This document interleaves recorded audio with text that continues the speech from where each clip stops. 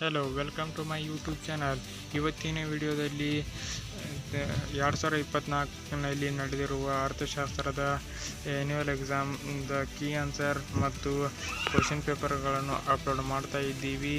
ನಿಮಗೆ ಈ ವಿಡಿಯೋ ಇಷ್ಟವಾದರೆ ಚಾನಲ್ನ ಸಬ್ಸ್ಕ್ರೈಬ್ ಮಾಡಿ ಮತ್ತು ವಿಡಿಯೋನ ಲೈಕ್ ಮಾಡಿ, ನಿಮ್ಮ ಫ್ರೆಂಡ್ಸ್ ಜೊತೆಗೆ ಶೇರ್ ಮಾಡಿ. Thank you.